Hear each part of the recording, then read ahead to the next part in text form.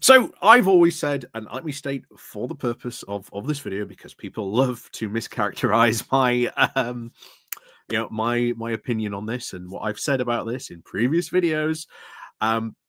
My idea of what is probably going to happen with Brexit is we're going to end up in a state where the government turns around and goes, okay, this is Brexit.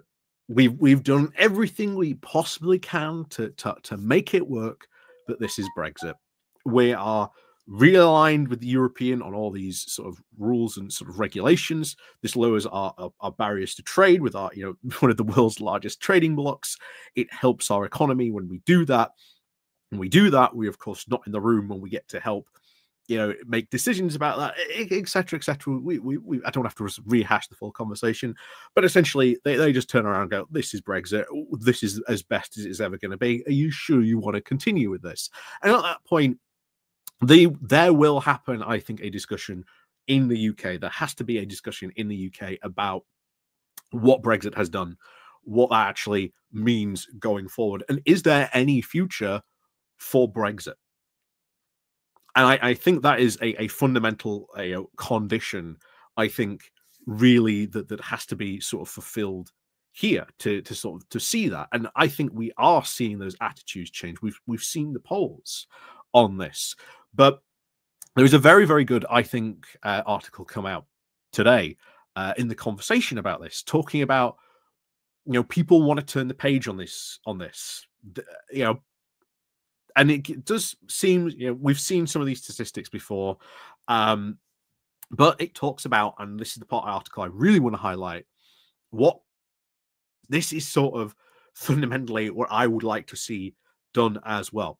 And we are seeing this from the current UK government, this re-engagement with the EU. And I think, as I've said multiple times, just very, very recently, with Donald Trump in the White House, again, New European today article about the likelihood, just like last time, you saw a lot more Brits become a lot more Europhiles, meaning that they are more sort of looking to Europe for answers, for ideas, for as the place where we should sort of be close to. That will probably happen again, probably even more fast under this potential Donald Trump term, by the looks of it.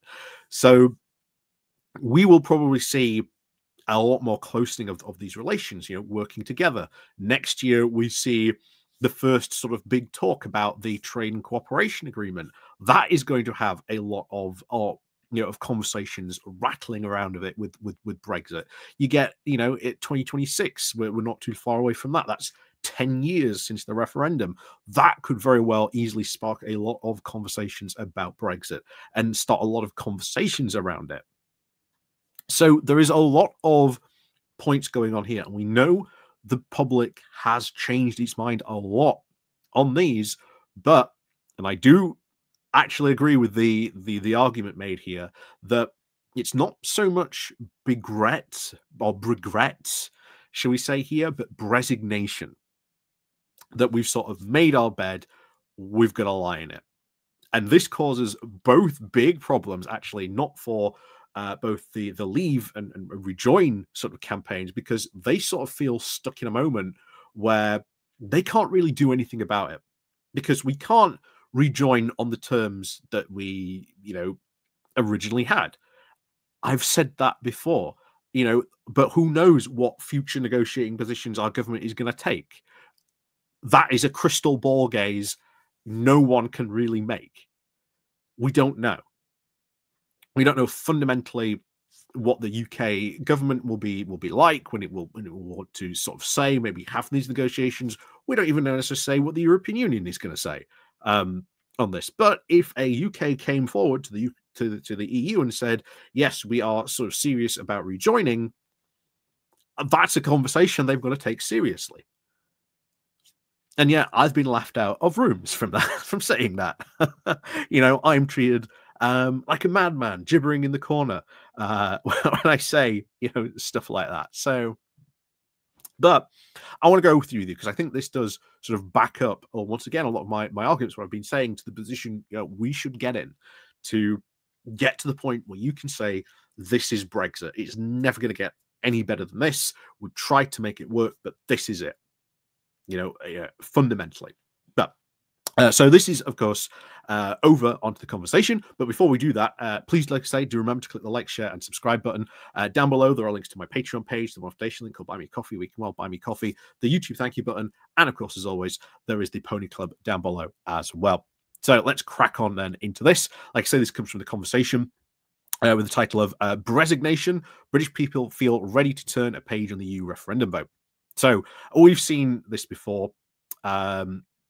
Majority, 54%, now think Britain was wrong to vote to leave the EU.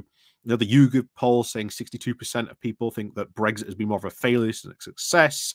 18% of Leave voters would now vote Remain. We've seen these polls before. Those, bear in mind, have only trended upwards over the years constantly. That is only going to get higher. And this will once again cause that option of people wanting to really rethink about that, wanting to have that conversation again. But it's having that conversation. It's being able to have that space to have one. I've said all this before. When you get rid of that last government that we got rid of, many of the hardcore Brexiteer headbangers, they're no longer in Parliament. Yes, there are still few of them around. There are not many of them anymore. Nigel Farage might be in Parliament, but there's still less Brexiteers in Parliament than people want to admit.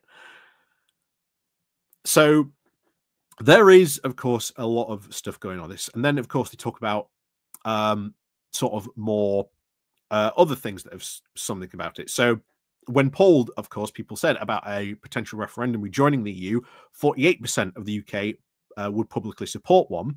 But what if you say, what about a monetary union, like having to join the euro? That, of course, dwindles to 34%.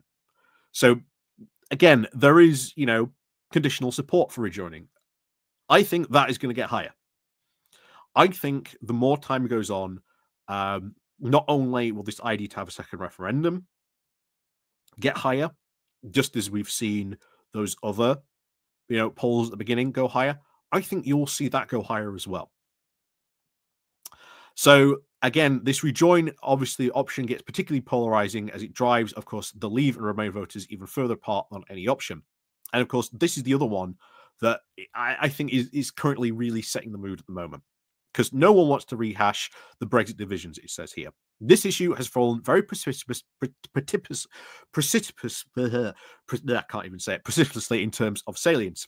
From its heights of, course, 70% during the negotiation period to a mere just 12% today.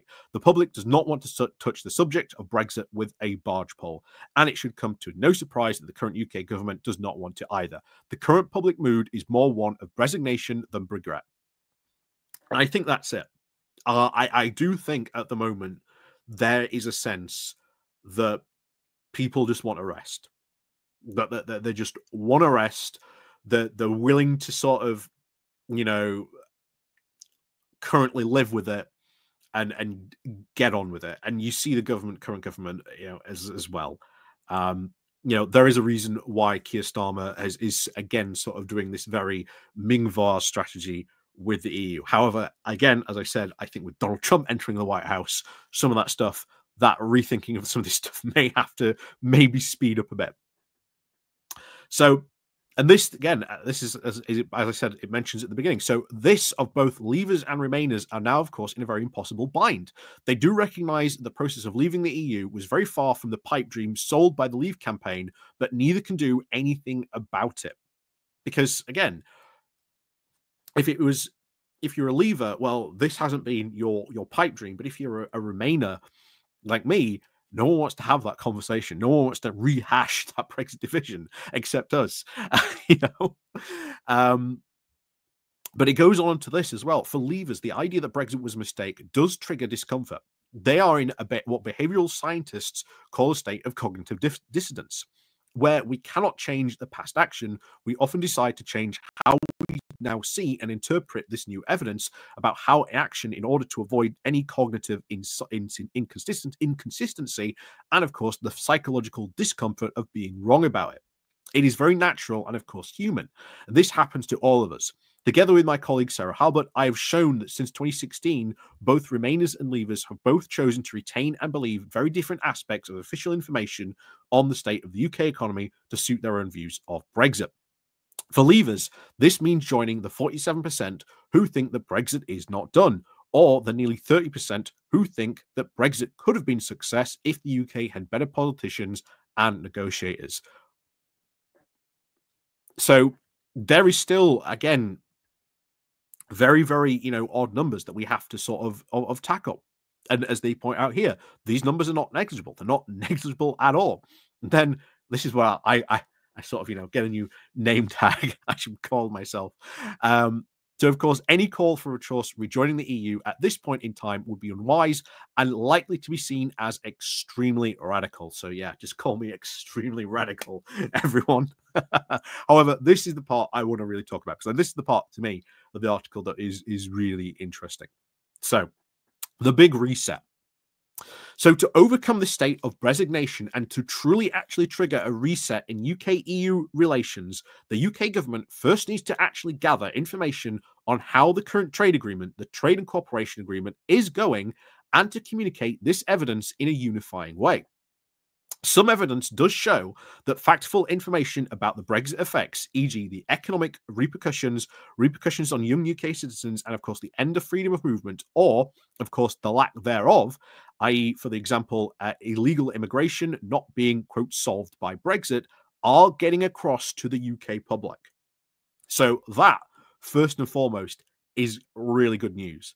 That all the evidence that it hasn't been good for the economy, bad for UK citizens, freedom of movement, as the Leave campaign sold it, this will solve, illegal immigration. That is getting across to the UK public. Next, of course, it says here, they should commission more research on how the minimal access to the EU market is, of course, affecting the UK economy. And, of course, disseminating that evidence in a way that does not point fingers at the Leave voters is, of course, an essential step. They need to be protected from feeling primarily responsible and to be shielded from the state of cognitive dissonance. Again, as James O'Brien said, blame the con men, not the conned. I think it's still true today as it ever really, really was on that.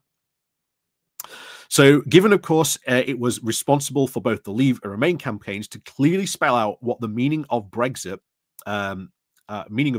freely now leaving voters for blame is also simply, of course, the right. Leaving voters from blame is also simply the right thing to do. Public opinion is still very much in favour of the UK currently retaining control of regulations and trade deals, making joining the customs union single market particularly unpalpable. But there is significant support for a closer relationship with the EU and, of course, the removal of most, if not all, trade barriers on goods and services.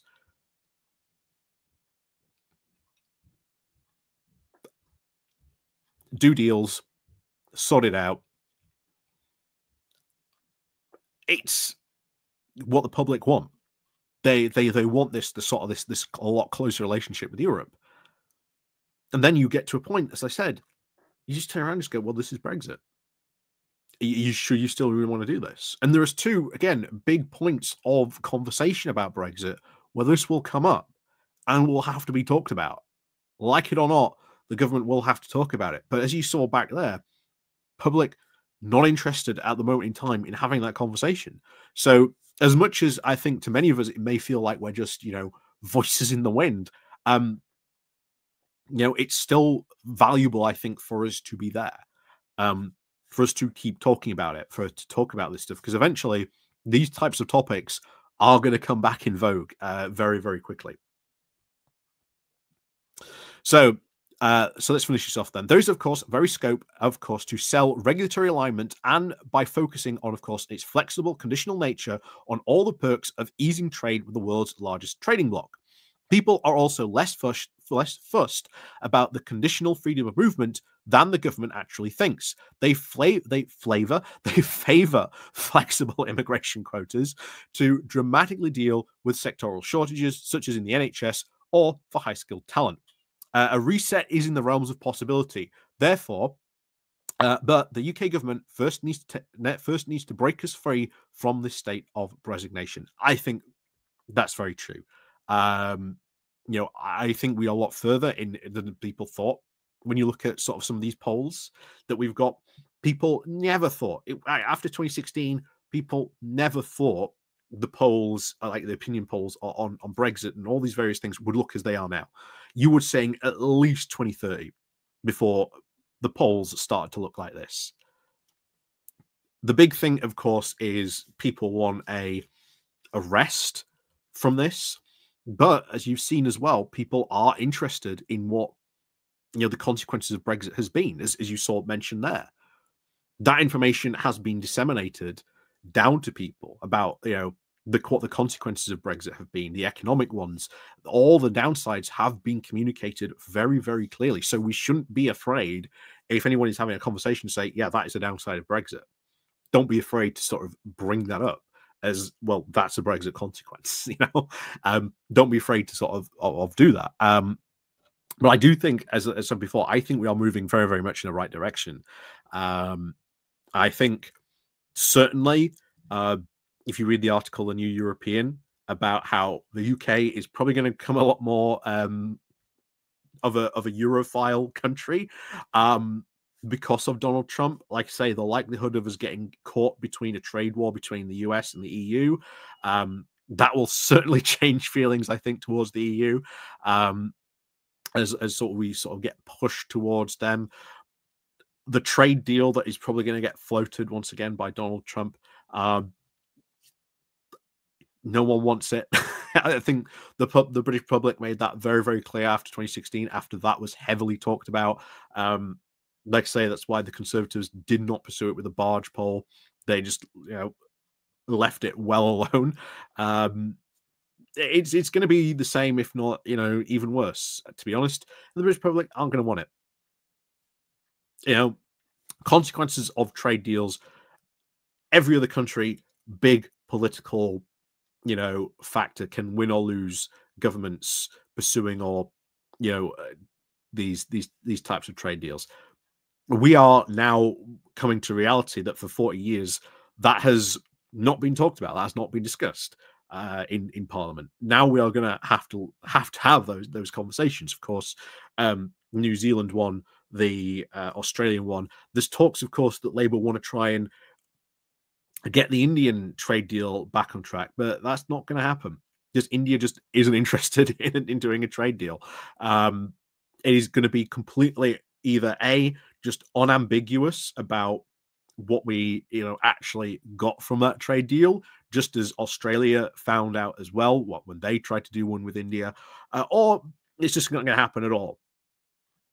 It will just come up to be one of those two things. And of course, people like Farage and of course the Brexiteers will say, well, this is just a failure. This is how terrible negotiations they are. But they weren't, providing any better alternatives than themselves. There's obviously going to be the consequences of the Pacific Partnership deal, those secret courts.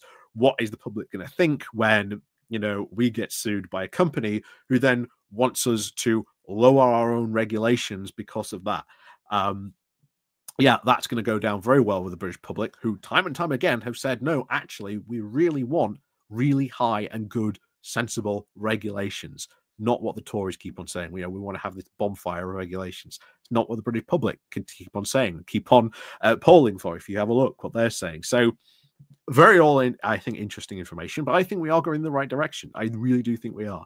So as always, let me know what you think down below. And of course, as always, we'll see you all next time.